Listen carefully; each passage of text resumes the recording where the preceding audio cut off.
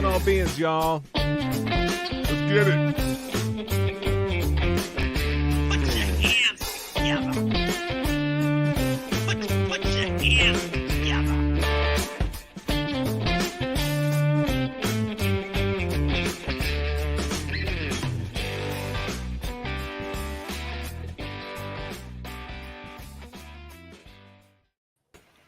Yeah!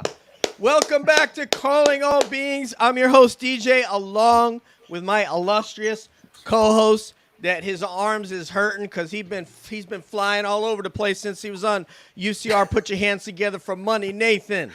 What's up, guys? Hey, good to see you. Good to see y'all. The legendary, known, loved, respected all over UFO Twitter. We could only be talking about Akashi, Chris, Mullins. Maxis. I will haunt your dreams. Yeah. I'm quoting Jaimie. In a good way. One of the No, that's a sexy, Jaimie line. I will haunt your dreams. Show one us of- this. Show up. one of the sexiest beings in Calling All. A man whose personality is only outshone by his hair. And we can only be talking about, yes, I mean you, baby. Put it together for the jokester, the humorous antagonist, hilarious Kevin. Hello. Get it, amen. Can you hear me? What's up, Kevin? Last but not least, I'm sorry, Kevin. Did I interrupt you saying, hey, what's up, man? Oh, no. So, last but not least, this woman here about to take over the interview circuit right here, because if your phone hasn't rang, go check it out, because it could be Deb right now that's calling you to get you on the show. Put your hands together for At a Study of UAPs, the host of Deb's Data Dojo, Deb. Hey! I'm So not yes. clapping. That'd be weird to clap. Deb's No, so good. She's such a good interviewer. She's probably doing another show right now. Are you interviewing God. somebody right now, Deb? Because share that with the show. DJ, tell me what you think I'm doing. Ramirez is on the other line. And we have Anyway, to all right. remote view Deb, too. Hi, John. All right, now, party people, we about to get real because they're about to get abducted by the cab. You know who we're talking about. We're talking about Bri and Jaimie and Kari. And we talking about that time I was abducted by cab, baby. Put your hands together. Get them on Welcome the off. Get some inside French the fries out. cab. Woo! Yeah. We made it. Mom, Welcome, friends. Yeah. Make it through that transitional bubble. Was that too loud? Maybe. How was that? Was that all right? Was No, that it's fast? good. That was great. Perfect. Yeah. Great energy. What? I moved the What? microphone away so I didn't blow anybody out. Luis Jimenez counseled me on that. I got a counseling letter. So anyway, You were sent to the principal's office. I was, and I did have a hall pass. So detention. anyway, yeah, I'm in detention, man. I'm gonna be throwing spitballs because I ain't taking this. And you got an So- echo thing now? That's cool, too. Anyway, welcome. It's a pleasure to have you guys. Obviously, you guys have put on a great show for all the listeners on UFO Twitter, and have a lot of positive energy yourself. And I've had this burning question that I wanted to ask you since you were abducted, and I sort of alluded to it on Twitter just a bit, and I'm kind of curious if you guys yourselves are thinking about abducting an alien, and if in fact, like, you guys have already secured an apartment in Vegas where you would maybe sequester that chain that being to the floor. Are you guys thinking about doing that? Is that something you would consider? unfortunately, I'm gonna have to take a page from Lou's book, and unfortunately, we all signed NDAs, and so I can't talk about it. Yeah. Reno. Yeah. I mean, you could, but sometimes Lou will give a yes or. Have you considered it? Here's the thing: when the documentary comes out, you guys will know. There you go. And the book. I was like, oh, documentary. the book will be before the documentary, but Got if the book is going to leave a lot of questions, I think that the documentary will answer. Nathan, I interpret that to mean that they've at least considered it. Take I it think away, so. bro. That's what I heard them say, in fact, that they not only have considered, they've actually done it. That's what I heard them say. Well, but just before you take it away, Nathan, I mean, Deb's talked about what can happen when you, and actually Dr. Gary Nolan as well, when you get close to that energy. There's all kind. There's somebody that I guess there was sort of a malignant tumor or something that was discovered after one flew through them. So be very careful of the energy if you're to get near that craft. And that's all. That's all. That's the only PSA I'm going to launch out tonight. So go ahead. That's right. Yeah, and if you didn't know, but Kevin has a guide to working with the others. So if you haven't seen that, you should check it out. Yeah, it's Like very abduction informative, very helpful. prevention, right? Abduction We have prevention. several in the Yeah. series. It's like a whole. It's very good. much the more you know. He's out here informing. I love it. Yes, I'm going to put it in our HR training for the benefits package we do every year. Your documentation's a little lacking on the HR side. It's been. We're working on it. That's a good idea. in dental, dude. If you want your Christmas bonus, you got to log off that my yearly dental training, that annual training. benefit. There's a lot. Listen, hey guys, we're really glad to have y'all with us. I just want to say a few things first. So your show has the most awesome energy, and of all the people that we have had on the show, and we're really still fresh on the block here, no one has brought the energy and the audience like you guys have tonight. So that's a testament to the great work that you're doing in the community. And I just want to encourage you guys to keep up with what you're doing. Every time that I tune in, I'm very impressed with what you guys do. You make it look really easy, honestly. Thank you. And you guys know this isn't easy. Like, it takes a lot of time, effort to put together the graphics and the music and the questions. And I mean, it's a lot. And you guys you seem like natural. So I just wanted to say thanks for coming and great work. Out of all the things you have done so far, right? And you've been pumping out stuff. You've got, your website is incredible too. So I'm sorry, just like I'm fanboying right now, but y'all have a lot of cool stuff. So of all the things that you've done, what do you find? Do you each have something unique that you like, or do you all kind of have something that you're like, this is our kind of central focus? I don't know where we want to start with this. Bri, I'll let Bri. Let Bri take it. Okay. I think that we all have slightly different interests, or at least the way that we take the subject or the way that we investigate a subject. I think that we all are a little bit different, but yet it works all together. I tend to be more of a spiritual consciousness-based person. I always have since we started the show. It's been over 4 years now. And Jaimie used to be, thank you. Jaimie used to be really nuts and bolts about everything, and that was always her angle. And then over the period of the podcast, she's really changed as well. I think it's just the evolution of the more you know, the more your overall ideas about the subject seem to change. And Kari's been in this a long time too, and she's definitely a lot more analytical when it comes to things. I might just be able to be like, oh yeah, it looks good, and Kari's like, no, let's actually do the research. And she's really good at she could be a PI, like no joke. She is quite the investigator. She's like very serious. She's gonna find it out. And so it kind of works to have everyone a little bit different in that way. Yeah.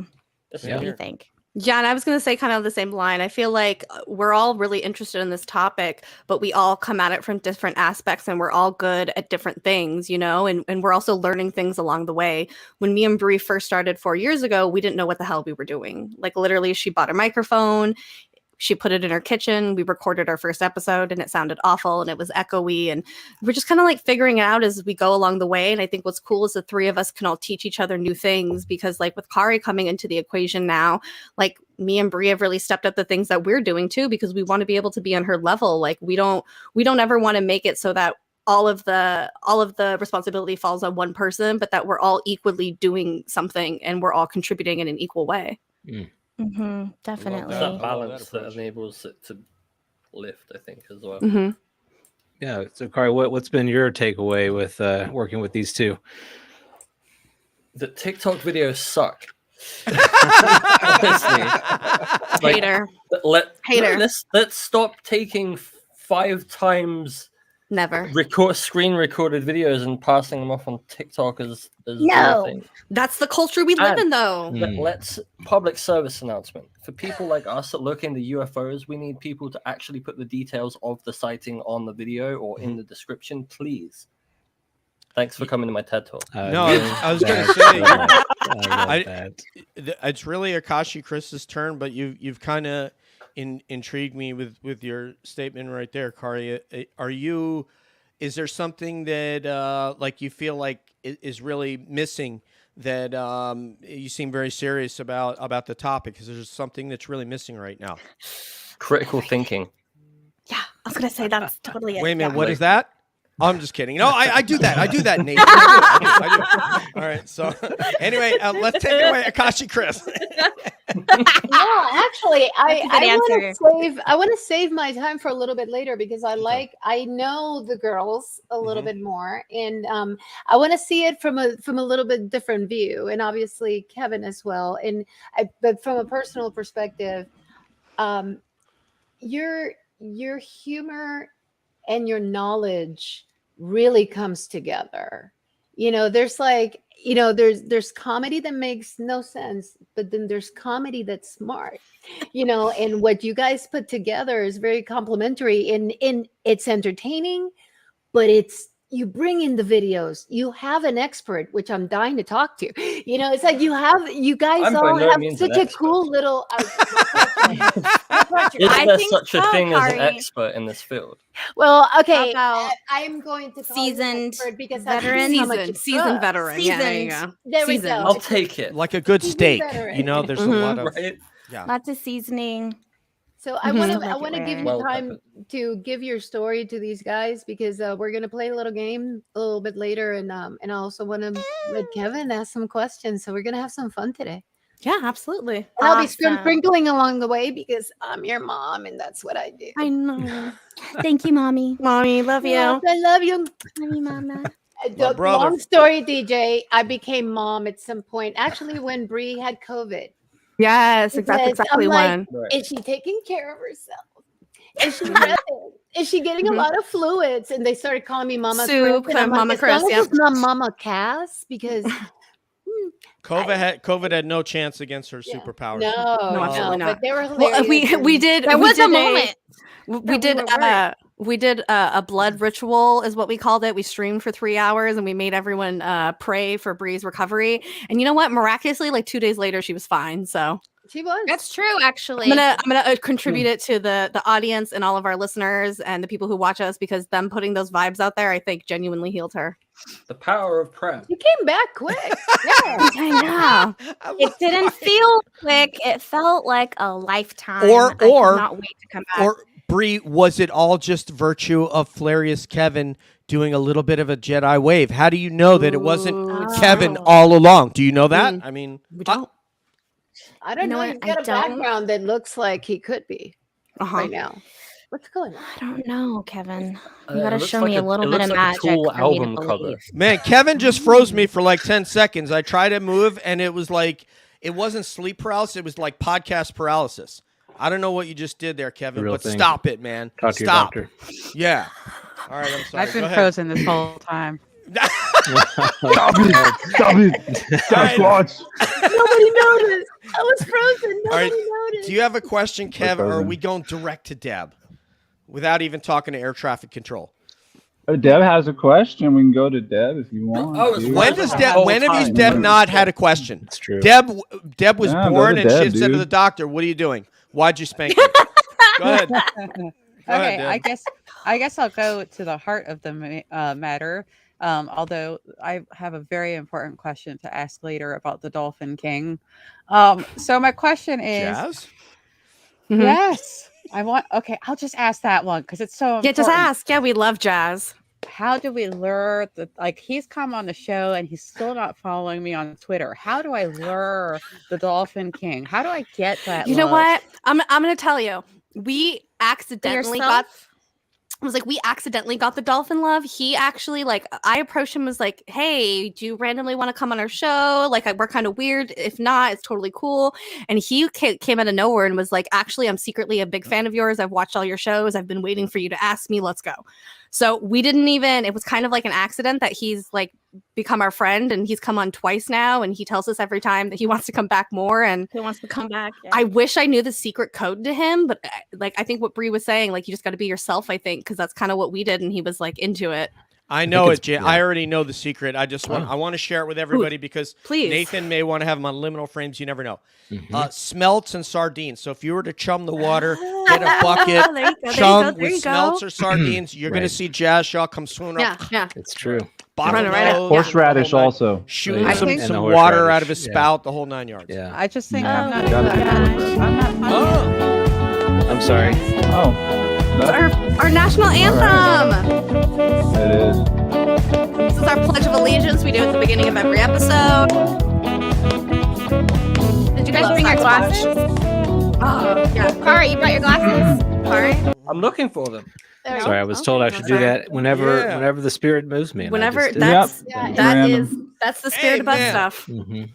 that was Jennifer Cool. Beals and Nathan lay back. The water splashed ready. down I on did. him right there, man. Just- I love They that. probably don't get- they probably don't get flash dance or it was flash dance. Yeah. Why not flash dance? Yeah. Okay, good, Flash dance. good. There we Just go. don't want to make assumptions. I think Passing it people on. always think that we're younger than what we are, but I am in my 30s.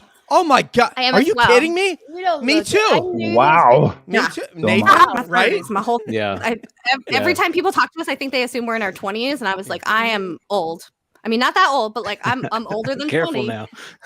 I did Or pre-show old research soul. with Akashi Chris, so I knew that. Careful. Okay, good. Okay, good. Yeah, I'm in my 50. I'm going to be double nickel next week, so it's all good. Oh, Yes. really? Yeah, man, I'm Wow. 55, man. Congratulations. And I have no energy, and I'm extremely mature, and anyway. There's still Same. time. There's still I'm time. mature and I'm humble. So Okay, humble. When a you little look like this, you're when you look like this with no hair, you're automatically humble. You really don't have a choice. Oh, okay. Mm. No, you just got to own it, and so you shine it. Yes. Yes, I love it. Yeah. Well, so I have a question for you guys. So I love what you said about the way that you kind of interact and the way that you know, kind of like your relationship changes your own positions.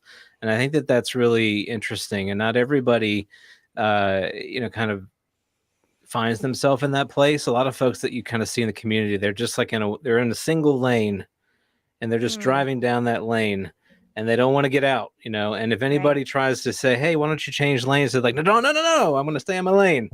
In your interactions with not only yourselves, on the show, but your guests, could talk a little bit about the value that you found and kind of being able to switch that perspective a little bit. Well, I think that it's just important in this topic to understand everybody's side and not come at it from such a critical way, which I think happens sometimes in this community, especially when we're talking to people like experiencers and stuff. Instead of just listening to the story and absorbing it, we are also critical of all of these details, or we want this evidence or this proof, or explain this or explain that to me. And I think that sometimes that it comes off not curious, but more Judgmental. Judgmental. Yeah. And so I think that we have to kind of get rid of that stigma, I think, and start. I mean, we're all in this subject because we believe in some pretty incredible, unbelievable things. So why is it that we don't want to believe the people who are telling us more of these incredible things, Mhm. Can I get an amen? Can I get an amen? And I get an But I'd amen like- from the congregation. Hey! I'd like Kari though to maybe say how she feels about that, because I think Kari is very critical, but in the correct way. Mhm. How do you That's feel about important. that, Does Kari? look for the facts. Please share that with because, us. for a good Talk, reason. girlfriend. Let's hear it. Share that with This, us. this talk of lanes, I get what you're talking about, and the resistance to cross-pollinate across different fields and different lanes. But I think Awesome. the key component here is like the central operating system of all of these fields is consciousness. Mhm. So if you just like take a step back and put it all into one field and address it as one thing, that's one lane Mhm. with multifacets of things. And I think approaching it from that standpoint is the way that we're going to find any kind of answers. Because I feel like if these people that are resistant and they're in one lane, they're like, yeah, there's definitive answers at the end of my lane. I must stay here because my entire educational thesis was written on this field, and I can't possibly open my mind to other like modes of thinking. And that's the problem. It leads to stagnation, and then we don't develop. And this happens across every sector, like technology, computers, everything. Very true. I've got a follow-up that I would like to ask Kari, and then if you guys don't mind, if you'd indulge me, I'd like to go around the horn and get everybody in on this one, starting with our guests, and then to Nathan and Deb and Akashi and Flarius Kevin. So on Deb's show the other night, we were speaking about this notion of ghosts, and it made me think of one of the ones in Connecticut, and it wasn't the Conjuring one, but it was one where the two folks who did the Amityville Horror, it was like a husband and wife. The wife was the medium.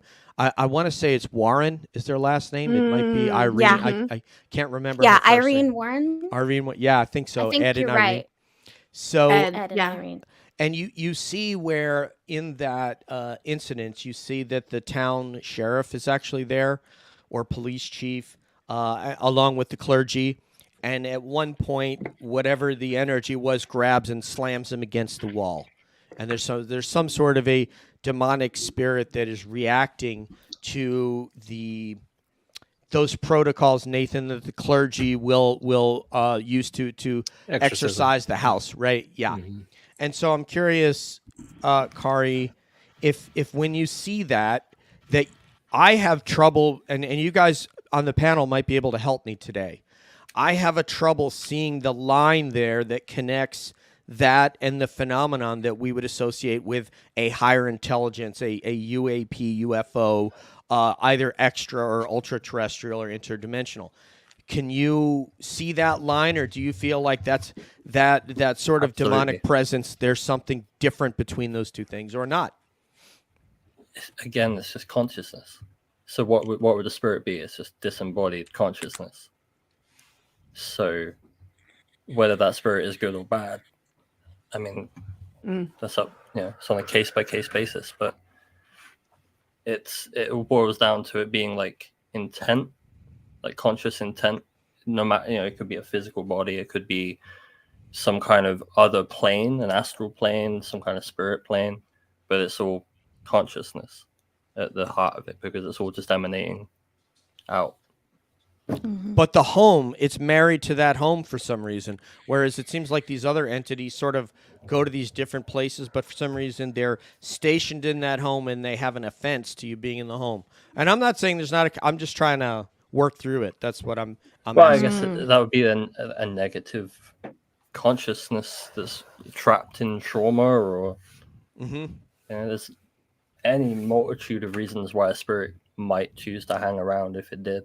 And it feels chained within that home, like Bri and Jaimie's UFO that's over down near the strip in that one-bedroom studio. I'm sorry. Anyway, all right, Jaimie, go ahead and take it away. No, so what I think you're kind of alluding to is this idea that it's stuck in this one location. So I think that we have to open up to the idea that the things that are what I like to call beyond the veil, ghost, aliens, paranormal, what have you, there's different dimensions of it. So like, I feel like when someone's dealing with like a demon type, that's like a lower dimensional being that they're dealing with on that other side. And like, that's a part of it. Like that has that lower dimensional vibrational vibes. Who knows why that specific being is in those low vibes and they are like that.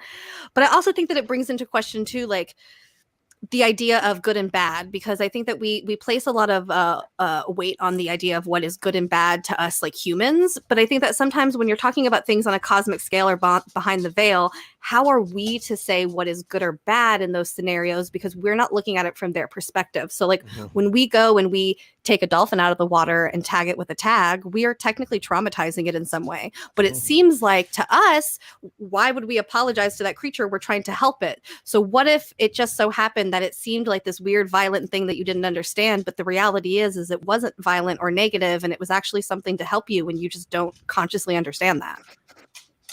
That is a great perspective. So that's opened my mind a little bit. Miss Bri, please. I have to definitely agree with Kari and Jaimie. I think this is actually something that we've talked about quite often, that they're definitely intertwined, if not maybe the same thing. And we've just given them different words and labels for certain situations. When I think of a negative, lower vibrational entity, that's just another word for maybe a religious person is saying demon. But then if we look at other extraterrestrial encounters of people that maybe feel like they've been in the presence of a Draco reptilian, all of those attributes of this being sound a whole lot like something that's demonic. It's the same kind of feeding off of your energy, only almost like using you as a host, trying to drain you. So I do agree with Jaimie. There's different dimensions to it. And so I think that also creates a little bit of a separation. But ultimately, I think, like Kari said, we're just talking about consciousness and all the different ways that it is incarnated and all the different avenues that it takes to communicate with beings like us. Mm-hmm. So that's very interesting. You guys are definitely giving that being an opportunity to be not harmful, even if it is scaring the hell out of occupants or throwing the sheriff against the wall. Nathan. But still, I yeah. would. I'd kick him out of my house if something like that happened, and I believe that we have the power to do so. Oh yeah, for sure. So yeah, I Let's do find believe their space that. pajamas on the street the next day. Well, you know what's interesting about that, Bri, is that when you listen to Amy Allen, who's an amazing medium, I can't remember the name of that show, but there's like a detective person and Amy Allen, who's the medium, and they go and they investigate a property separately. So when she's there, he can't be there. When he comes and he interviews the family, she can't be there. And they end up coming up with, he'll go and search public records and find out that it's somebody who died that's in the house that is because when the vision of them appears to look like photos that he found in the archive. So, and that person seems to be angry and not want to leave. But I don't know. Everything we've said here, to me, it's a possible tangent. But Money Nathan, I know that the entire panel can't wait to hear what you're going to say. Well, no, I'm actually just going to echo what they've said. I mean, Sakari, and all of you, honestly, there aren't a lot of shows that are talking about it from this perspective. And to be honest, I think this is actually where it comes from.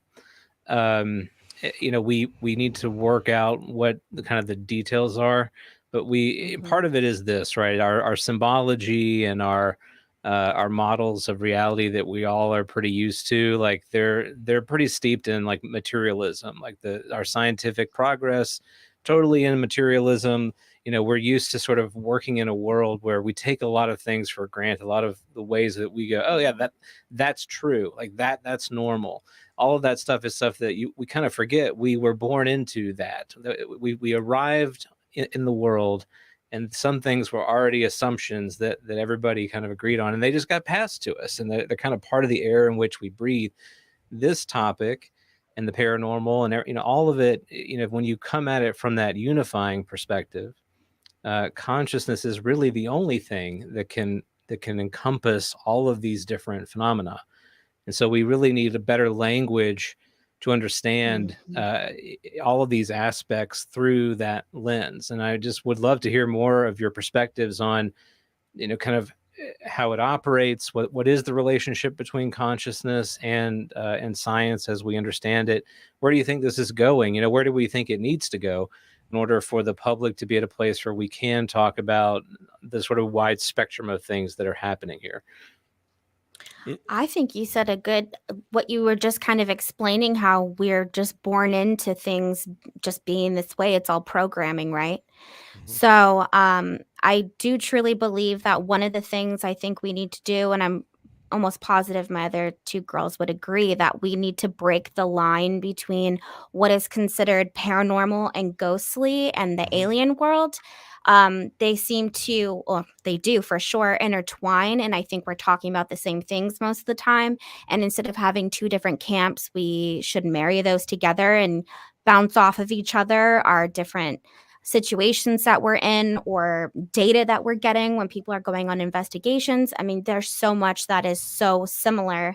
And I do feel like if those two camps marry, I think we're going to get so many more answers than us always trying to put something in a box and label something. Oh, no, this is what's happening. This is an entity. This is paranormal. No, this is alien. This is an abduction. It's a physical abduction. All of those things, they have so many different similarities. It's like, why are we separating that? I think the work and the progress that can be done would be tremendous if we really were to group those two different groups together. I can only imagine what would happen. Yeah. And I do feel like science is kind of catching on with the consciousness aspect. It seems to be slowly accepted and mostly underground in a sense.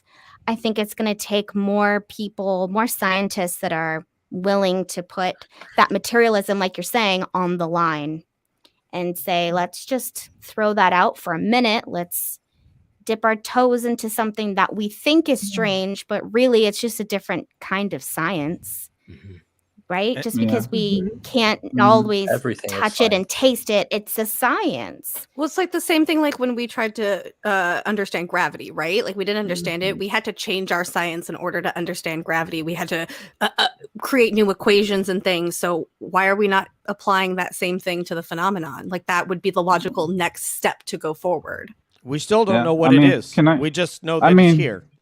Can I say something? I mean, we don't even know what consciousness is. Like, I mean, you guys are sure it's consciousness, but we can't operationally even define that. I mean, I'm hearing a lot of demons and stuff. That's all just interpretation. All that is just, it's all based on like Nathan said, it's all based on what we're raised to believe. So, I mean, how would you even find the line that you need to merge? I mean, you're going to have to change people's values. You're going to have to change archetypes, that's a huge task. I mean, how would you guys think to do this? I mean, I'm looking at YouTube and I'm seeing like Galileo Project, 3K subscribers, right? And then Minecraft, 817 million subscribers. Like, so dude, by next week, it's going to be like, yeah. I mean, so I think do we do this? I think when it's talking about those two subjects, so that there's a huge following around, ghost hunting channels and things like that, right? They have TV shows about them and things. And if we can try to convince the people in some way that the aliens and the paranormal are connected, what I think that does is that opens it up to an entire new genre of people who are going to believe it, because there's if you go out and you just interview people in the world and ask, do you believe in ghosts? They're probably going to say yes, right? We kind of blindly believe it, and we almost have some of the same evidence for aliens as ghosts, right? You have people telling stories, these really possibly could be faked videos that are sketchy and dark figure. Like if you start to think about it, the paranormal evidence that we have and the alien evidence are very similar, yet as a society as a whole, we just blindly kind of believe in ghosts as it being a real thing. So I think if we can shift that over to the alien side, that's going to completely change the way people approach this topic, because it's just going to be a kind of like a part of life at that point. So when I think you try to merge those two subjects, it's opening up that line between the two of them. That's how you break down that line barrier. And I think one of the I just want to say, I think one of the reasons for that, Jaimie, is they're more prevalent in your life. There are many more people who have seen a ghost or a spirit in their home than have seen a UFO. I mean, Nathan just had a ghost in his house yesterday, but he hasn't seen the UFO. Akashi Chris, I mean, they were making eggs Benedict in her kitchen when she woke up. But no, actually, Chris, has a bumper sticker on the back of her Chevy ZL1 that says, "I ain't afraid of no ghosts." Yeah. So Chris, I don't have a Chevy, but I have a Jeep, what do you think about Jeep. What do you think about this? Yes, I have many thoughts on this. First of all, I love the fact that I agree with I mean, I think we're all on the same page. We're just going about it in different ways. You know, I think that's important. Again, I go back to my old broken record that it's a big puzzle. Go back. When I think about ghosts, I think multidimensional. This makes sense. Multidimensional, you would see things that normally you wouldn't see, and maybe it opens up for a certain period of time. Or going back to consciousness, unlocking consciousness. We know that near-death experiences make a difference. People that have had NDEs are more prone to seeing things and experiencing than others that have been blocked. So, kind of when I think about demons, is where I go to my crispothesis. So when I think about demons, I'm more thinking, it's again a merge of everything you guys talked about with a twist, because it is perception, right? What's a demon? We talk about, skinwalker dino beavers. Maybe a dino beaver in another dimension, it's a dog. And we accept our pets and love them. And, and we see this thing of, well, maybe they look at us and go, eek, because we, maybe they're supposed to have 3 eyes. But, but when I think of intentions, and this is where I go down a different rabbit hole, which is past lives. Could your soul and your consciousness become a collection of your choices in different dimensions and different, boom, right? So, and if consciousness is something you sense, then you're going to sense the evil. If they made evil choices, and I know evil, you think that evil is subjective. Evil is not subjective. People kill people for no freaking reason. People kill children, bad things happen, and people do it. And to me, when I think of that puzzle, I think of, we talk about where you go after, good or bad. Maybe you can't move on. Maybe that makes sense in a world that, your consciousness is as dirty as the actions that you've and the choices that you've made across your many lives. And at some point, maybe you're just not freaking recyclable anymore. I know where Deb is going. But hold on. I want one more point before you go there, which is shadow people. You think about not only, and people with dementia seeing things that aren't there, so many different things. But then you go the science route, enters quantum entanglement, the science of the Akashic realm. It all starts to make sense to me. It's like your choices are driving what happens, and something happens, and I don't know, I'm going woo, because I started thinking about all these things, and it all starts to link, if that makes any sense. I don't know if you guys have any thoughts on yeah, for sure. We have another cabbie that has at least 1 or 2 thoughts every second, and that is, of course, Deb. Yeah, I was trying to figure out which way to go with all of those different things that got thrown out there. But I will start with, even when you were talking about ghosts, some people theorize that they are not all spirits. They are not all poltergeists, which are the like mischievous spirits. Some of them may be memories, like imprinted somehow, which kind of goes with that whole simulation theory idea. I just feel like at this point, there's so many things we don't know. We can't rule anything out, even when it comes to ghosts. Like and I just want to remind people that we're doing all of this from our cultural lens, but other cultures, it's really normal, really commonplace, highly accepted. And when you read about other belief systems, they just don't respond to these issues the same way. They're like, of course there's ghosts, of course there's star people, duh. Yeah. Yeah, it's definitely the West an issue more, I believe, in the West. And religion has a lot to do with it. I was going to say, and yeah, when you talk about a lot of these like these countries that are ruled by these very religious leaders and regiments and stuff like that, you start to see that they don't have a lot of information about UFOs. Not a lot of their people are talking about UFOs. So I think another place that we have to take this conversation to is like, I get that everybody wants to go to the government and talk to the government about it, but we should all be having conversations with religious leaders. Like, why are we not getting the takes on religious leaders? Like, eventually over time, they are going to have to change, with the times, right? So why are we not talking to these people? Because these are the people who are going to church every day, who are going to be able to talk to these people and open up their minds to their belief systems, like that's the kind of conversations which we should be having. Those are the people who could reach everyday people to talk about the subject. Jaimie, look up Nathan's ready to answer this question. Oh, is he? He's got a master's degree in divinity. What's up, Nathan? Well, I mean, you're absolutely right, 100%. Religion is like is an operating system, right? To use a modern analogy, it's a software that we run, and it helps us do certain things. And one thing that religions do very well that science doesn't do a very good job of right now, at least I think, is people, people skills. Yeah, scientists aren't doing funerals. They're not doing weddings. They're not doing, and they do sometimes, but it's pretty rare. And so the point there being that, sort of every generation, every time our understanding of what is real changes. Religion is stepping in to try to sort of repackage the models that they have to help everybody cope through the stages of life that we all go through. And we like to demonize religion a lot, to kind of like say, this is such a bad thing. Oh, it's so, it's so barbaric or primitive or whatever. We have our science. But the truth is that it does provide a lot of meaning to people. It helps us place our lives in a story, and story is incredibly powerful. Science can do that as well, but it's much harder. It's less compelling.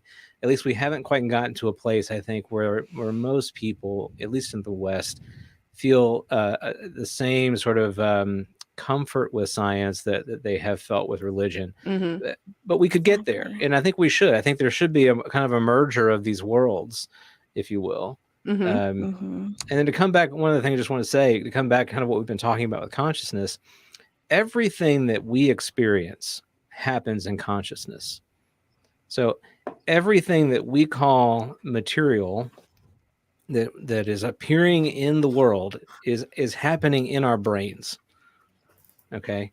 So it's happening in our minds, right? So if you've ever had a lucid dream, and a very vivid lucid dream, I don't know if you guys do. I've only had maybe one, but a lot of people have one more often. But you'll hear them say that it's as if it's like waking life. If you can have a waking life experience in your dream, there's no reason to say that what we're experiencing right now isn't the same kind of on the same parity. So all of these things that appear in our conscious experience, not when we're sleeping, but conscious waking life, that's all happening, in our minds, in our mind space. But we've kind of pretended as if like it's discretely different from us, separate from us. But we can't even explain how the brain creates consciousness. We get right, or a dream for that matter. So we can't explain how you dream. Exactly. Yeah. We actually need to flip it back the other way. That the brain is an exterior representation of mind, not the other way around. Oh, I like that. That's a good take on it. Kari, your most vivid dream was one of you. So quick. It was pretty wild. So witty. So ready to go. We've all been there. Yeah. Love it. I love it, man. I've always been a lucid dreamer. Have you? As far as I can remember. And has that something you've kind of like, not only have you had it, but have you developed the skill? If you've gotten better at it? I have gotten better at it, but I find that the one thing that would stop me in the middle of something in the dream, I think is being overly excited. So it's like the second I realize that I'm dreaming and I can change something, there's been times where I'm getting too excited, and it's like in the heat of that moment building up is when I'm snapping out of it and I'm waking up. So there's been some a long time ago when I first realized what was happening. I used to do things like, okay, I'm going to purposely try to lucid dream. So I would do things like, okay, randomly, I'll just like clap my hands just for example, something like that. And throughout the day, just clap my hands and then see if that carries over in dream time, just little things like that. But there are still plenty of times where I get way too excited and it's like the emotion takes over and then I just snap out. Yeah. But I've been lucid dreaming for, I feel like as long as I can remember. Dream has always been a place. I don't even feel like dream is just in the mind. I think dream is entering a different astral realm that our consciousness is exploring, and it's inwardly, but I don't think it's inward as in the mind. I think it's inward as connecting somehow back to the source that we came from, and being able to connect in all those different dimensions, and seeing places, beings, things like that. That's always been something that I've always liked to travel and go through. That's always been, I think, one of my main connections to source. And even this whole UFO field in general, there's a lot of connections there. So that was always my first tether. Jaimie, I was going to say, could that be an expression? Your one way where you can express your consciousness is at night, where you say, okay, I don't know what consciousness is. I can't define it. I think that it is still going to carry on after my physical body ceases to live, that consciousness will either inhabit another body or I don't know. Obviously, I don't know what happens to it, but do you feel like that's an expression of your consciousness? Because we don't know how you make it. We don't know the ingredients to make a dream, or we couldn't say the parts and pieces and machinery that make that happen within you. Me? Yes. Yeah. See, I don't know, because I'm actually not a lucid dreamer, and none of my experiences have been in dream time. So that's more Bri's side of it. My encounters have always been more physical and in like the earthly realm. But dreams are weird. They don't know what it is. They don't know where it comes from. I wish that I had more experiences with dreams, but I'm just not I don't dream. I don't lucid dream. I'm very bad at meditating and things like that. I don't think it's for everyone. I think that I have a connection to consciousness, but in a very different way. That's not in dream time. Like for me personally, my kind of connection to it is it's going to sound crazy, but like I just get like these weird like things that consciousness tells me, and sometimes I say them and they happen to be true, or I have knowledge about stuff that I don't know, and sometimes I just say stuff and people be like, how do you know that? And I just say, I don't know, I was just told to say it. And it's not like something telling me, hey Jaimie, say this. Like it's literally just words kind of come out of my mouth, and that's, to me, has always felt like my connection to the consciousness. Like I'm reaching into this conscious pool of knowledge and I'm able to kind of take out of it, and it has nothing to do with me controlling it and everything to do with it controlling me. Wow. Now, I have a question. I'll follow up to that one, Jaimie. So, what do you think? So, when you're lucid,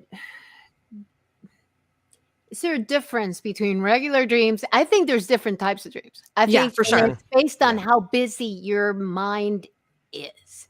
Yeah. If you are so overloaded, okay, so sleeping is a state of the body, right? This is where I was going. So at night, our bodies are asleep, but our minds are still up. How is that different than during the day? Except that you have less of the busyness and you probably see more. But again, if you are able to have those experiences in the day, right? If you're one of those people that happens to be connected, then, their nighttime would also be the same. So maybe the lucid dreams are the actual, views into what's really there. But, for the rest of us, our minds are so busy, just like they are during the day when we can't. I mean, I'm ADD as hell. I was gonna say, I have ADD so of a yes. gnat. Yeah, I can't. And I can't focus. And even when I try to meditate, it's just very, very difficult. So Same. I would think, and I have Practice. same struggles now with dreaming. I barely dream. Yeah, I barely dream. Like I have very light, So I'm wondering, what's the difference? That the body's asleep? I mean, I've had sleep paralysis happen. So honestly, I'm like, that's crazy. What I think it is personally for me is like, I think that Bri has a much deeper connection to consciousness than I do. I think that she's actively, it's like a sport, right? She's practicing, she's using that muscle and doing it. I am not actively doing that. I'm not actively trying to constantly work on my meditation and stuff like that, where she has. So I think a lot of it has to do with intent, you know what I mean? So if you aren't, like, one thing I know that Bri does, I don't want to speak on Bri, but like Bri likes to ask questions to her consciousness in the sleep. Like before she goes to bed, she'll think of maybe a question or a problem that she has, and she asks it to her dream self, how can I solve this, or things like that. I don't do stuff like that. So maybe if I actively did, I would be participating in those lucid dreams a lot more, but I just find it harder for me to concentrate, so I tend to not do those things. So maybe it's just about a participation level and opening yourself up to that, having to commit to that, because isn't that half the battle? Like when it comes to this phenomenon, it's about committing and opening up to that. You could ask Kevin, because that man got some dreams. That man got some dreams now. Yeah, no. What I about think you, it's Kari? about opening up to Oh, sorry. everything, though. I mean, isn't it about mastering anything? Seems like it opens your mind to the phenomenon as a whole, because you're saying that you express yourself through meditation, whereas Jaimie, maybe through talking. I mean, you're really good at expressing yourself vocally. You're great at it. I envy I that. do it too about much, you. I know. No, it's not a bad thing. For me, I guess it would be maybe music, because I'm a musician. That's how I tap into it. Yeah, I think it's interesting. Yeah, so Kari, how about you? Kari, What would be your expression? I mean, I don't know. I haven't really thought about it. I don't know. I mean, really don't know when how you're to answer that. I when don't you're know creating, like, how to define what I do. So, I mean, let me ask you a question. When you're creating your videos, and you find this this space where you're just flowing, everything's just coming out, and you're not thinking. You've experienced that, right? Yeah, every single time I Yeah. make a video. Okay, well that's what I'm talking about. That's why they're weird videos. Because it's that connectingness. Like, what do you think that's about? I think it's about synchronicity and being in the right headspace, which is in itself, would that be like a note or a vibration? Because it's a certain, thoughts have weight, therefore they're operating at a certain frequency. Frequency can be converted to sound, then it's a note. Going back to what you were saying earlier, you asked how do we define the line? And I was thinking, like, it's through having these conversations, and like now we can have a conversation with an experiencer or something and take notes, and that constitutes a case file. Like, you've got a list of facts of someone's perception, and the same as like Project Blue Book did. You take all of these accounts over years and years and years and look for patterns. And through those patterns of similar recurring events, you can discern what these lines potentially could be, and what separates them in certain cases. Or it's less about the individual cases and more about, because like not every story is going to be real, but when you start coming across unconnected cases that share a pattern over time, that leads to greater understanding of the subject and how it could potentially interlink with the other phenomenon. Looking for the patterns, yes. Right.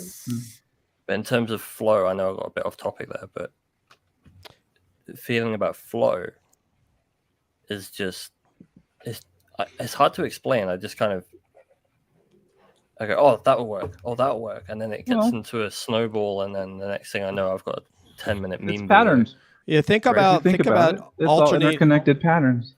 Yeah, or if you're trying to access something, like you're in an endeavor, you're trying to access that flow where it's moving, but you're in an alternating current, like Nikola Tesla's alternating current.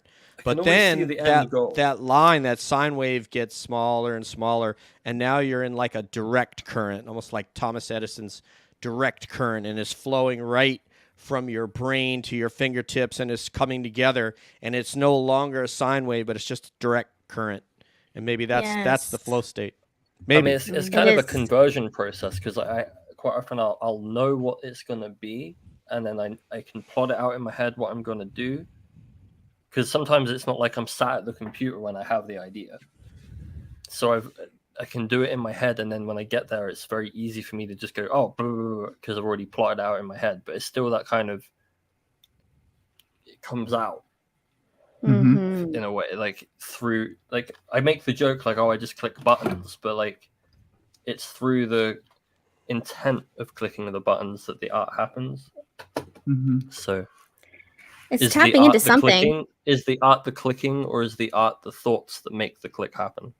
It's the channeling. It's channeling in a sense. Yeah, that's what I think. That's Yeah. what channeling is. You're getting into that state of just the flow, but it's state. tapping in. It's tapping into that flow state. Right. And I can't make Connected. videos like Kari, so I don't usually have the end goal, but like we'll have a guest and I won't know much about them or what to do. And sometimes I'm just like, I have no idea what to do. And then I just sit in front of the computer and start looking at pictures. And then before I know it, I've done a intro video for them. But it's like just taking the active step, looking at things, and then it's like the inspiration just comes. And then it's like you were saying, DJ, where it's like you're in this weird current and then all of a sudden it's just so streamlined and you have something completed where you're like, oh, well, where the hell did that come from? It just kind of, Or is it like, is there that now. transition process, would that be more like a transmission process? Because it's like going from Maybe. one to the other, and you're at least transmuting that from thought to photons or binary or whatever through clicks. It was totally an analogy, but definitely not a direct correlation. Well, It kind of works you- though, because it's a different. It's changing the medium. That's what I mean. It's like transmedium thoughts and ideas. There's also the time factor you've got to take into account. You know, time is always it's Yikes. it's not. There is no present. There is no past. There's no future. It's just always there. There's a big picture, and I think that flow is connected to all of that. I can't grasp that. It's beyond me right now. Can I ask? I've got to leave. Can I ask in Kari a like 4 question? minutes.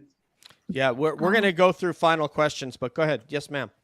Oh, I'm sorry. Are Oh, we go ahead. wrapping up in No, like 4 minutes? Go right No, in. No, I have to leave. Oh, you have to We're leave. le- No, we're you le- do losing it. Kevin You take soon, it. I'm so, sorry. yeah. I forgot you had to leave. Go for it. Yeah, I just wanted to say bye to you guys. Thanks for being here. Bye, Love you, Kevin. Kevin. So, I've got to do a Thank Bye, work Flair. Zoom thing. So We nice love talking you. to you all. Good to see you, I Kevin. love you guys Bye, too. Kevin. It's good to see you. Bye. Bye, Kevin. Hey, Flair, what kind of Bye. conditioner do you use? It's none of my business. Anyway. All right, Pantene. Okay, thank you. Thank you. Appreciate it. Brill. The answer is Trash. always Brill. Bye, guys. Bye. See you, Kev. Bye. Bye, Kevin. All right. Man, that's a great deep discussion topic, and I could see somebody licking their chops in the top left corner of the screen, because when you start talking about time, Nathan's got a great spiel about time, man. I love it. Oh well, I mean, yeah. Let me get to that in a second. But so one thing I want to say is, Bri, have you ever heard of galantamine? So you can Google it or get it on Amazon, or maybe you can get it elsewhere. But it's a supplement, and it's pretty. I think it's pretty harmless from what I've researched about it. But basically, it's a supplement that enhances lucid dreaming. And you're supposed to, the way that they recommend you take it is you go to bed and you wake up at like 4 a.m. You take it at that point, and you go back to sleep. Because when you wake up then and you re-enter sleep, you're like re-entering right into the REM cycle, which is where this is really happening. Pretty actively. That's always the craziest for me. So anyway, It's it might always be that. worth checking out. I've always been curious to try it. And I know my friend Exo Academian, he's doing it, and he's had some pretty amazing dreams on it. Wow. I love it. So anyway, that's kind of cool. That's interesting. Yeah. Galantamine. Galantamine. I read something about sleep. It was like an ancient culture. I can't remember which culture, but they had it was called like bimodal sleep. So there's sleep for 4 or 5 hours, and then So they'd Bobby get up, does. journal, Yep. Right. dream interpret, and then because of this heightened dream state, when you go back to sleep a second time, then they would consciously re-enter the dream realm and then interact with spirit guides and then have more ruminations on whatever they were like thinking about. It's pretty interesting. Yeah. And Yeah, it like makes they a call lot it of sense. second works. sleep. Quite often, if I wake up in the middle of the night and go back to sleep, guaranteed the second sleep I have a lucid dream every time. Oh, It's for so- sure. What's interesting about that it's tried is and true. the sleep routine actually for us has changed. Even in the Western culture, you look at it. That's why in was it the night before Christmas? They're saying they had a nap, like because they used to break their sleep. Oh. It was normal. And we have only recently like been pushing this. You have to be asleep for 8 hours. other cultures around the world don't do that. Like places like China and Japan and stuff have these like nap lodges that you go in the middle of the day and can take naps in for like, you can rent them for 5 to 2 hours or whatever you need them for. But it's encouraged in the culture, and especially like in the workplace and stuff. It's actually, if you're seen taking a nap, it means that you've been working really hard. Italy and Spain. Spain has a siesta. I don't remember what they call it in Italy, but Italy, I've seen people like at lunchtime just beat feet to their house. They go home, have their bowl of pasta, and sleep, and then go back to work. I can't nap. Yeah. I just cannot nap. I've never been a napper. I can't do it. I'm more like I wake up, I do my day, and then I was I'll like, go yeah, to sleep. I barely sleep. I don't know what sleep is. What are we talking about? I can't. Yeah, same.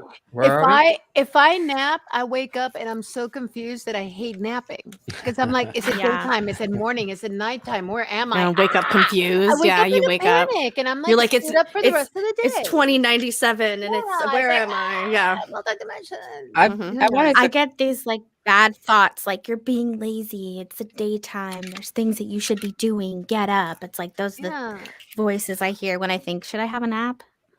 I did want to say that there's some substances, like apparently marijuana, that do the opposite to lucid dreams, though. So like if someone's out there going, I'm trying all these different things, but they're smoking smoke pot. the right kind of weed.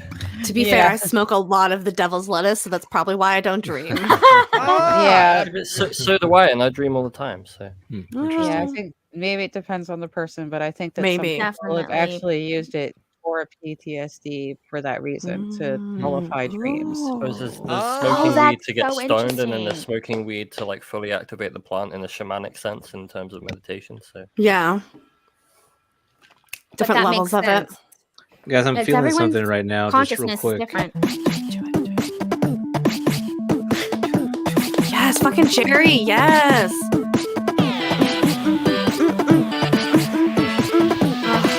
Bri hates Jerry. And he can't be murdered, which is... He can't be murdered here. He's the one that doesn't say he's the goat. Quick Jerry break. That's quick dope, man. Jerry break, everybody. Brought to you by Jerry. So yeah, back to... I love Jerry. Sorry, I was on mute. Where I'm were like, we? I love Jerry. Find links to our supplements in the chat below. You should. You should, right? I would say magnesium is also good for dreams and sleeping if you want to try that.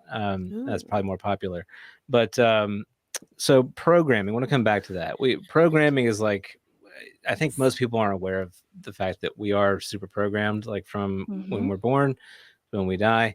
And that's why meditation is like a good tool. And I say this because Jaimie, I actually resonate a lot with you.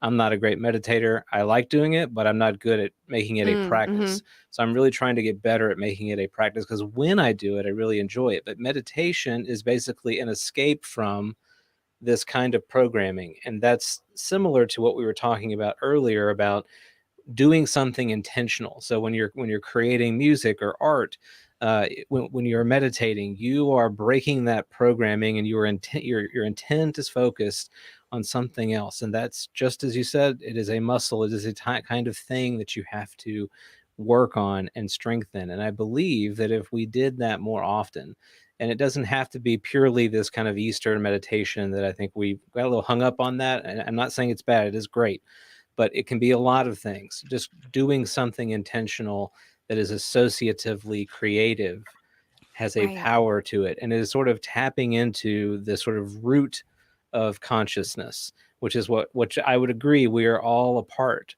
So when we talk about people with multiple personalities, we know that people can have disassociated personalities that happen in their brains.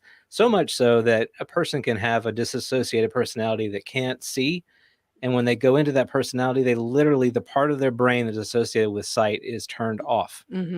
All right. So consciousness is the exact same thing. We are disassociated pieces of larger consciousness, mind at large. And that's all that it is. And we feel this intuitively, because when we connect with each other in a meaningful way, we know it. We know we are actually more deeply and intimately related than we have imagined that we are. And I would encourage folks to, find that thing in your life that gives you joy, And do it. and double down on that, and you will find that it will just happen. It'll flow. Well, and I think that people, I was gonna say, I think that people mistake meditation too. They think you have to just like sit there with your hands like this and om or something. There's so many versions of meditation. Like what you're talking about, you find something you're passionate about, you get in that zone and you disconnect from everything and connect to that thing that you're passionate about. And that's really what meditation is at the end of the day. Like you're hooking into something, you have intent, you have this structure and this purpose, and you're blocking out everything else while doing it. And we just need to do more of that, disconnecting from this earth realm and more connecting within ourselves and what makes us happy and what gives us passion and joy. High risk activities. Turning off the monkey mind. Is that why religions focus on like singular deities and like the oneness, this achieving of oneness? Is it like the externalization and kind of idolization of the one in terms of like, you know, Muhammad, Buddha, Jesus? Yeah, is that where religion's got it wrong? I think is what I'm getting at. Is this understanding of this wanting to feel like something larger because we feel it intuitively, but then religion through a power structure kind of flips the script and goes, focus all your energy outwardly onto this thing instead of inwardly in terms of looking for your own kind of understanding. Yeah, I do think direction could be a good gateway. Part of it. Go ahead. Right. I think it's a great gateway. Agree, and it is directionality, Gary, to your point. I mean, it's out or in, right? And that oneness is 100% been manipulated in Western religion as a political power structure.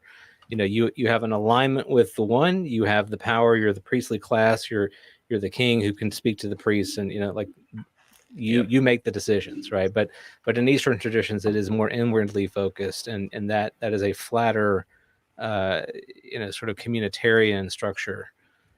I think we see the same kind of format in these kind of new age UFO groups. Like, oh, I am a 5-dimensional,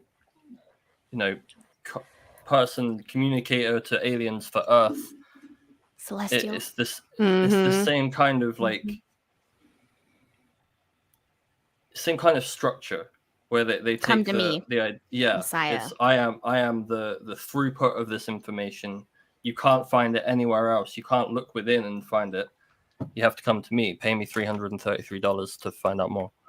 I'll give you $332. Imagine though, if everyone knew that they all had the same power to connect to source the same way, to forgive themselves for mistakes, to ask for help. I have this feeling like when there's a group of people and they're all praising God and they feel that divine presence, who's to say it's because we're not all praying to ourselves, to our higher selves, to all of sorts there, and it's just a reflection of us connecting to ourselves.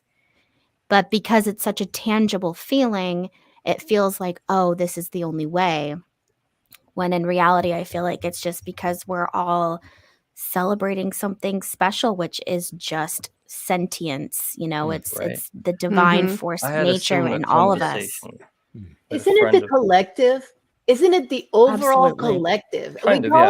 We talk in our oracle card readings. It's like we're doing this for the collective, but we're talking about a small subset of people. But technically, if we're all part of one big network of frequencies and experiences and all of it's like cloud computing. You're uploading everything to the cloud. What if everything that goes there it's just a trip. It's like it could all be accessible. It's all it just starts to make sense to me. Can I chime in on that?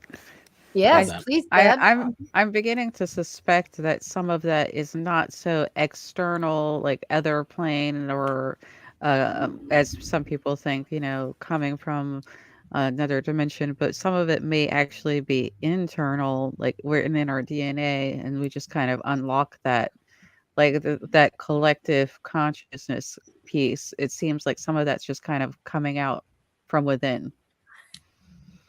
I was going to say to Bri that to her point, and that's interesting tie in there, Deb, is that's what yoga is. Yoga is a connection with yourself. which is why I abhor when I go to a yoga studio and the everybody's looking in the mirror. Hey, that's what's up. That's what's up, girlfriend. That's a great book. A lot of yogis have that book. But yeah, it's a connection with yourself through breathing and asana. The entire yoga practice of asana is only to prepare yourself for meditation. So of the dhyana and pratyahara and all these other of the limbs of yoga, the asana part of the third limb is all really a preparation for the rest of those limbs. So anyway, just I just like Shavasana. Yeah. I'll just stay there all day. Too. You can that, but can I just say something? If you're in Shavasana now Shavasana is obviously it represents the death of your practice. That means the start of a new day. But if you were just in mountain pose or even in child's pose for the entire practice, and you're just inhaling and exhaling through your nose, allowing your diaphragm to expand, inhale, exhale, bring your navel toward your spine, you're practicing. And any yoga teacher that says anything is not a real yoga teacher, because I'll be like, that girl's getting it right there because she is doing her right now. And that's when you know, the ego part of yoga is they have to follow me. You don't have to follow me. I'm a yoga teacher. You do you. And if you're at my pace, great. But your pace is the right pace. And your practice is the right practice. Your pose, whatever that looks like, that's the right pose. Those are the right kinds of teachers, though, because I don't think everybody approaches it in that way. I think that's a big problem. It's in what you're saying. The ego gets in the way. It's about, I have to show you how to do it. Yeah, exactly. I'm gonna show you. Yeah. And I think that this subject and this topic needs to stop being approached that way in general. And part of it is our own fault because we like to idolize people. We like to have celebrities and stuff. And I think that we need to stop doing that so much and stop at the end of the day. We're the ones giving people so much weight to their words, right? We're the ones who are so dependent upon what they're saying. If we stop putting so much weight to that, then the egos start to drop away. With you, man. Preach. That's what I say. I say that about every time someone freaks out when Mick West says something, and I said, you're doing exactly what he wants. Every time you repeat him and tweet him, he loves it. Because the more important you make his words. You know. Yeah. Yeah. He's a smart guy. He's a smart guy. Misunderstood for some reason. People only like so to hear what they want. Yeah, he's so weird to hear. And his perception of him is so interesting. Cool. The reason, I'd have a beer with the guy. The reason that people say these things about him is because he comes at it pretending that he's coming at it from a scientific point of view, but he has sort of someone described it on, I don't know if it was on Nathan where you were the other night, but it's a dishonest point of view. He's already decided what it is, and now he just needs to try to find a thread he can pull on to argue. So he's not what he's presenting himself to be. He's really smart guy. I like the guy. I don't think he's bad for the community or anything like that. I don't think so.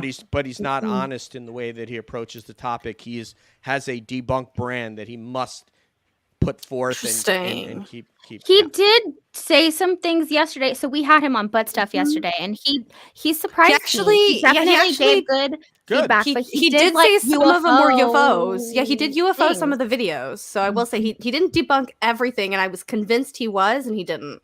Yeah, I mean, it's just, if you have a situation like a Tic Tac and you have radar operators and multiple pilots and backseat wizzos and then radar operators on other aircraft saying, I saw this, and a guy going, and it's like, you sound really stupid. But I think that brings it back. He's a layperson.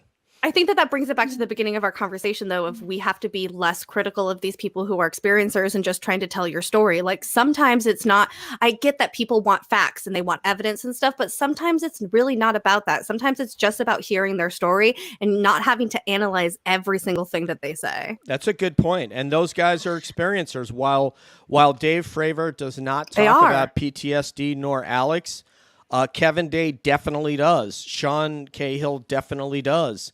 Gary Voorhees definitely does. And I think a lot of people don't want to label themselves as experiencers because that title and that name holds some type of stigma against it, especially with people in the military. You don't want to come out and say, I am a military member who's an experiencer. Like, it's just not something that is said in the same sentence. So you have these people who they're witnesses. They've witnessed this thing. But at the end of the day, they're experiencers, just like a lot of us who have seen UFOs who would consider ourselves experiencers. Some of them had greater interactions with it than we have. We need a new word. We need a new word, because if you were to take the word ufology, then I don't think it's wrong to have someone that's going to ask all those questions. No, or 100% for sure. To rebuttal everything. The facts are important. People can 100%. be bullshitting 1000% an entire story, and people start to believe what they've said a million times, and it's not exactly true. So you do need those very analytical minds to get involved. So maybe there needs to be another word. When I hear ufology, I think it should be investigated and critical. If we're just talking experiencers, we give it more leniency, because we know that when it comes to most experiencers, you don't have that type of fact and evidence, almost like it's irrelevant to a certain point, right? Because it's all that matters is what you went through. So maybe there should just be a whole nother word where we don't overly give attention to victims, and we don't overly vilify people that are trying to ask legitimate science-based factual questions. Completely agree. I wanted to just point out that from like the mental health perspective, the way that you would support someone who has a mental health issue and the way that you would support someone who has a valid experience would be exactly the same. So it serves no one any good to just be attacking someone and saying you're lying. Like, they need help the exact same way. They need the support, and they need someone who's going to give them that support. Like Max, the first time we spoke with Max, he seemed quite traumatized. Just by people telling him you're lying, right, Debs? And actually Nathan spoke with him also. People telling him that his experience didn't happen, or being overly critical of somebody who clearly experienced something anomalous and extraordinary. That's very I think at the end of the day, what it is it's about respect. We have to approach people in this topic with respect. We could be respectful and be funny. We can be respectful and be serious, but it's just at the end of the day, I think if our intention is respectful, we're going to get to the bottom of this if we all work together and be respectful about it. And I think it's important too that we all come at it from these different angles. I know, like, a lot, I don't know if you guys see it on UFO Twitter, but people are always like, oh, there's so many podcasts and YouTube shows about UFOs. And I'm always so like, why would you not want that? I want that to be normal. I want to go onto YouTube and my entire page be nothing but that, because that means that we're on our way to actual disclosure. Like, I want everybody to start their own channel, because that means that it's normal. It's okay. All my friends have a channel about aliens, so do I. And there's so many different ways of going about the topic. Exactly. You got the paranormal, right? So you got consciousness, you got UFOs, you got the ancients, you got Bigfoot. What happened here before. There's just so many angles. So why Giants? giants? I'm not kidding. Giants. I love these skulls. Throw them all in there. I mean, there's so many different things that people can be doing. So it does seem like we're in this little counterproductive, and we're like, we're crowding each other. I was like, well, there's really no crowd. I mean, we don't all have to be live. I know there's some chatters, guilty, like to be live, because I think that adds to the experience. That adds to the experience for the guests, for the host. It just kind of drives it. So we all want to be there. But I mean, there's plenty of content and plenty of topics. Nobody owns it. We can all be collaborating. We can all be doing so many great things and expanding, to your point. I think you mentioned earlier, and I didn't get back to you on this one, Jaimie, but you were talking about expanding the topics, right? Now, if you had talked to me 2 years ago, I've always believed in UFOs, but if you had talked to me and told me that I would be thinking interdimensional or multidimensional or Akashic records, or if somebody came to me 2 years ago and told me that, I'd be like, you're crazy. I'm like, yeah, whatever. But we got here. I mean, and I haven't experienced, I'm not an experiencer. I haven't seen a UFO. So, not that you remember. Like, not that I remember. It's like, whoa, Jaimie. It's my favorite thing because the thing Good is even myself through time, there were experiences I had that I thought were very normal and they had normal explanations. And then I look back at them and I'm like, why did my brain make me think that that's what it was? Bri's had those experiences. We've all had those kind of experiences. So I think that I always like to leave what's I think important with this subject and all of it is leaving it open-ended. And that's what science does at the end of the day. And I think people don't realize that. Really good scientists never give you definitive answers. They always leave space for information to be changed. And I think that we just have to apply that part of it to the subject. Yeah. There you go, Neil deGrasse Tyson. 100. Take that, My only Holmes. concern is, I'm sorry, one more, and then I'll let you go. My only concern is that if you introduce, like, if you expand the topic to people like us, that's cool because we already believe in something. But then there's all these people that don't even really realize that UFOs, are really out there. They're like, yeah, whatever, that's all made up. That doesn't exist. For them, it would be so much harder to digest it all. At the same time, you got to spoon feed people a little bit. Because, it's taken me 2 years to get from the point that I believed in UFOs to the point that I'm like thinking of, I'm understanding freaking quantum physics and superstring theory and Akashic realm. You're falling down the rabbit hole. How the hell? I went down the rabbit hole, but it took a little while to get there. But I think that's the thing, though. So If we have enough information out there, that's the thing, though. I think that this topic is kind of like a black hole, what you're talking about. You start to get the little crumbs of the outside. You're following the little trails, and then all of a sudden you get sucked into it. So I just think we just have to keep finding ways to put out these breadcrumbs for people. Giving it to them, this information in different ways to different people is important because it brings more people into it. Because I think that we can all agree that once you start to dip your toes into the UFO, paranormal, other side of the veil world, you get sucked in and you cannot get back out. Yeah, it's like eating that cheesecake. Yeah. You start on the crust, and then you're like, you know what? I'm just gonna eat the crust. And then you're like, you know what? Let me get towards the center a little bit, and before you know it, like I'm right in the middle of it. But anyway, Akashi Chris is good. We got about 9 minutes left. Akashi Chris got some picks. We're gonna show you guys. So let's get down with some picks, yo.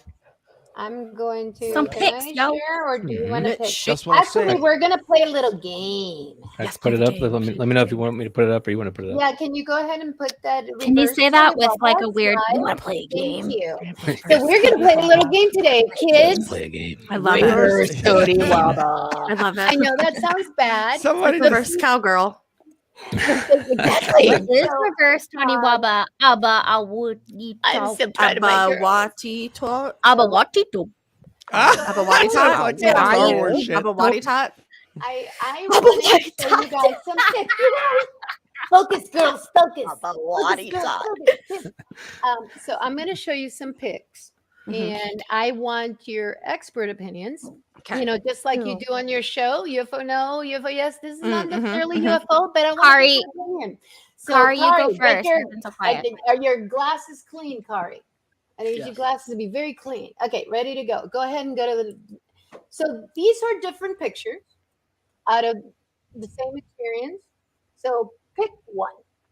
Is there anything you're seeing in that picture that looks a little bit interesting? I don't expect you to, but I'd be really, it'd be really cool if you did. Yes, but I know what it is. If you're talking about the green dot in the ocean, it's a lens flare. But outside of that, I don't see anything else. Go to the next one. Oh, you're right. What I was going to call out is that green flare. There's more. Next. Okay. So, dude, here's the next pick in the lens flare. It's an orb, man. Next pick. No. Remember what Mick West? West? Let me see. Yeah, that's a good one. So, go to the next one. Okay. So Mick West blew our minds last night with this detail. So this is a let's keep going. I want specular reflection on the inside of the camera. And look at this guy. Is there anything here besides that you beautiful see? Ocean? Beautiful, gorgeous pictures, though. Is In the it clouds. Is it weird? There's a black thing in the clouds. I don't know if that's weird, but I can see a weird dot or a bird, possibly. There's a black not in the clouds. Object. I'm gonna give you a hint. Not in the clouds. In the clouds. Not in the clouds. I'm more scared of the people. I think I'm going to go to the next. Those go to the people next. aren't real. There's the That's what zoom it The is. in. water. Is that Jerry? Jerry's out there getting it. Is he? I can't see. Tell me that does Yeah. not look like a Jerry body where that girl's I'm not hand gonna lie. is. A little What bit, is yeah. it? Actually, it does. Like- It does look like Jerry, like- where her hand Yeah, is. like So- like the whole Look body. at, right yeah. So what do you guys think? Before I give you any context, what do you guys think? So I'm gonna have to just say personally, lens flare. I've had it many times on my camera. Kari is right when she was saying what Mick West was saying to us. So I'm gonna have to say lens flare personally. Kari, Okay. what do you think? The blue orb is lens flare, like Mick West. Actually, he taught me something. So when you get those specular reflections on the inside of a lens where it's bouncing off, that's the actual size of the light source. So that's the actual size of the sun in the sky in relation to the scale of the photograph. But it looks way bigger in the wide shot because it's like super bright in the sky, but that's the actual size of it physically. Okay. So all Touching a flare or lens, I think there's some. So the ocean's moving, right? So yeah. your lens on your camera was open for a set amount of time. So the water is. That's why it has this kind of waxy look. Yeah. Because out where it's deeper, the water's not moving as much, so you can get a crisp photo of it. But this wave is receding back into the water, therefore it's splashing around and it's all moving. So the camera has a harder time picking out the detail. Okay, I get what you're saying. Yeah. Okay, that makes sense. So go back to the first picture. Do you mind going back to the first slide? Okay, actually, not the first one. Go to the next one. So, backstory. I do have one. Oh, that's my These computer. pictures were provided to me by my sister yesterday. Wow. I think it was yesterday. And the backstory of this is she saw this green thing. Oh, And that changes she it. picked up her camera. She went and she's at the beach. Go to the next picture. Okay. That little girl is my great niece or grandniece. Grandniece? I'm not sure. My sister is actually on the chat. That's also a surprise. Oh. So that is, she's at a baptism. They're actually very much into, what we're into. Which I just discovered because I'm starting to reconnect with my sister after many years. For Oh, reasons beautiful. that it was caused by somebody else, and we've gone back past that, and we started talking, and I'm like, really, you got this? So she saw that thing, and it was getting closer and closer. That's So interesting. she started taking the pictures. Oh. And she's like, what in the world is going on? It's like, this is, she saw it and that's why she picked it up. And the next picture, go to the next, go to that one. That little girl had food in her hand and she was holding it out. They were playing, that's her babysitter. She was holding it out. And that's where in that picture, when I actually showed it to a friend of mine that's actually a remote viewer, he was like, you mean that dog? I'm like, he immediately went to the dog. Even in this picture, he's like, that dog thing. And my sister, my niece, thank you, Carolyn Torres, who's in the chat right now. So you're saying she saw that with her naked eye? Yes, she did.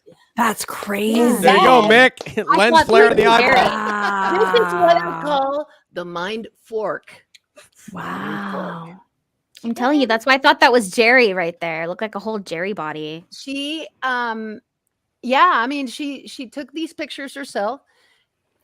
She's not, I love you, Carolyn, but she's not a techie, and she just showed it forward from her phone. And, people question, it's like, wow, that's nothing. But she's like, I saw this thing myself, and that's why. And That changes it. And I'm going to say, I said, this person also, I said, pendeja, why don't you take a video? And she's like, pendeja, I was at the beach I like ran in my, I'm like, what do you expect? It's true though. No, but it's interesting though because it's okay because she didn't see that thing until she saw the doggy thing.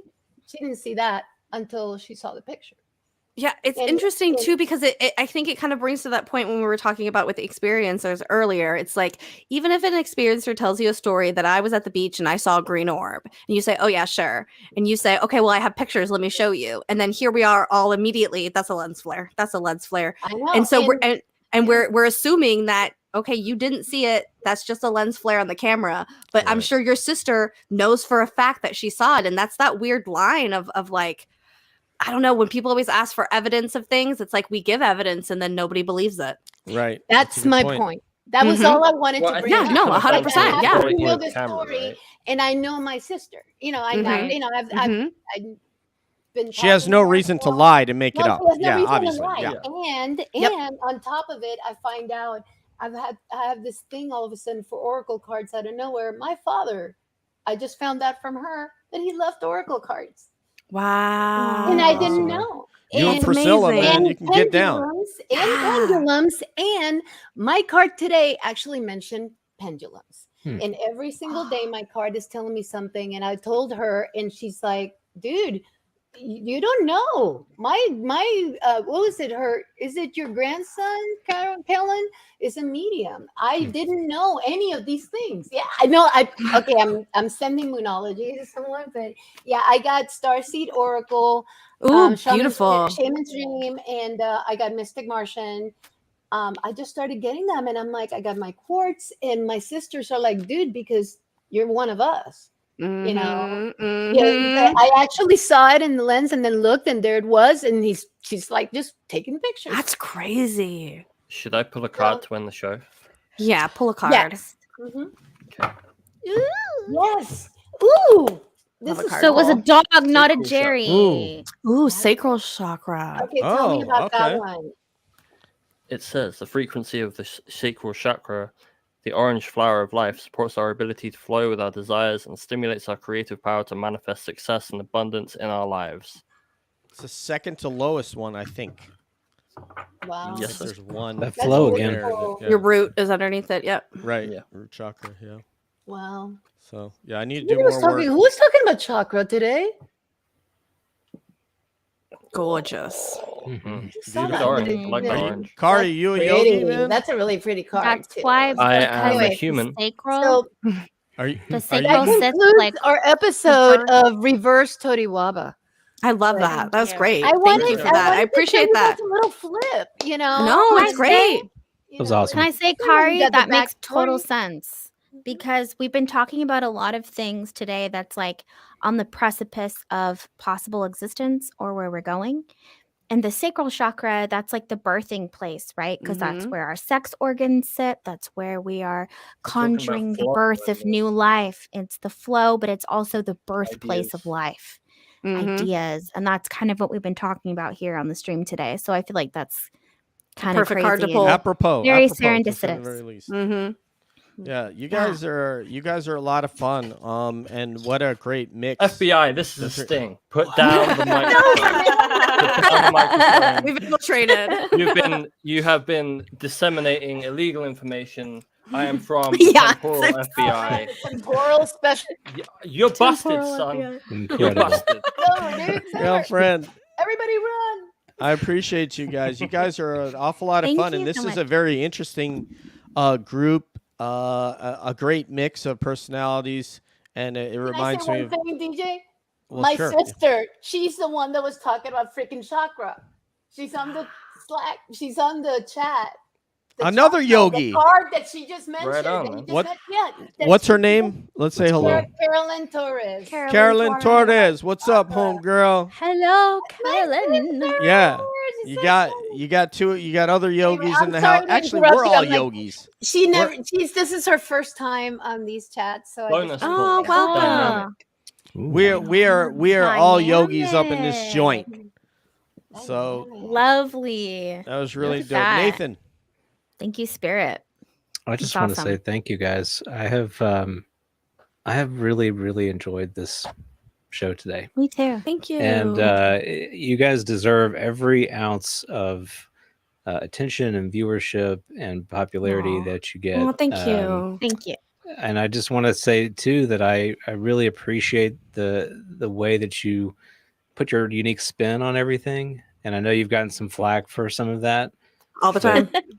But screw them. Means we're over the Like top, 100%, yeah. Because it's so good, and I hate that people.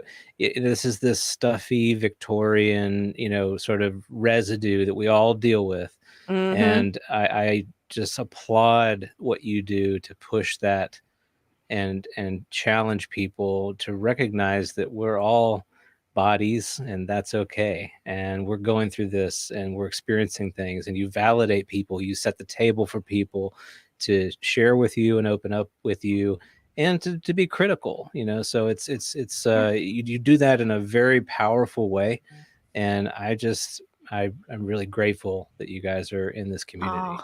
Thank you. Thank That you means so much, so Nathan. much to That's us. Thank beautiful. you. Thank you. Yeah, so nice. I Thank see you out there experiencing experience of itself. Isn't that weird? That's meta. Akashi Chris Mullins.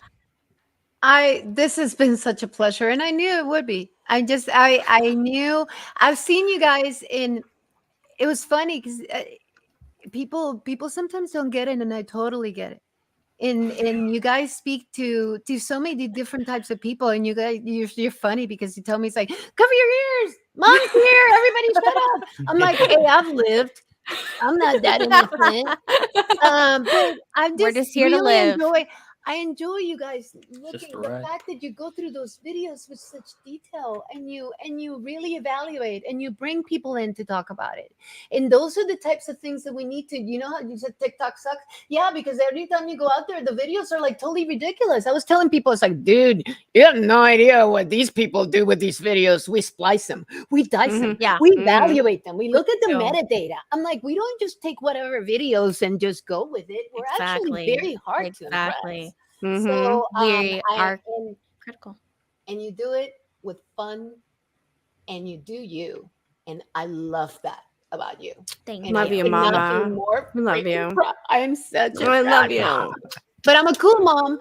So cool lady, cool mom. Debs. Anyway, thank you.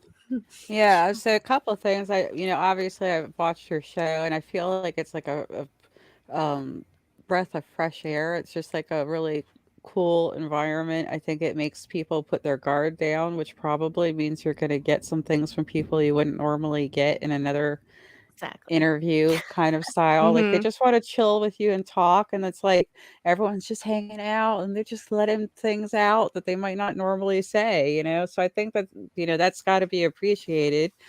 But I was sad I didn't get to ask the question that I was going to ask earlier, so I'll just make it real quick. Was it only that one time? Yeah.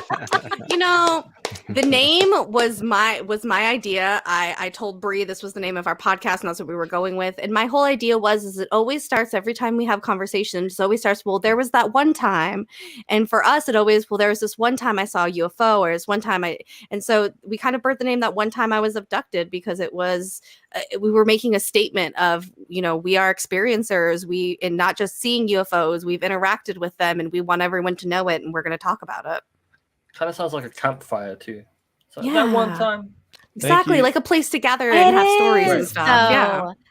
It is. We have so many different shows. I know everyone knows about butt stuff, but we do so many other things. We've had our podcast for a really long time now. We have other things going on the show. We do have a new show that will be coming out next Friday. I hope everyone tunes in for that. It is Deep Totiwaba. And so we're just multifaceted, I think, with everything. And so we're just trying to find different ways to bring it to everyone. So all of your feedback just means the best. Like, it's really nice to hear. So I appreciate thank you, guys. Thank you. This was very inspirational, because it lets people like us know that are newer. I've been podcasting a long time, but not in the UFO space. But it lets me know, hey, you can keep being different, and it's okay, because we see folks like you that have been in the space longer and doing it your way. So I say thank you very much for sharing with us. Thank you guys. Yeah, thank you guys so much for having us. We had so much fun. You guys are going to have to come on our channel now, and we're going to have to have some fun. It would be an honor to do that. Every time we get asked to be on, it's an honor. So for Nathan, Akashi, Chris, for Debs, this is DJ saying peace out. One love, and we'll see you down the road. One love. Bye. Bye.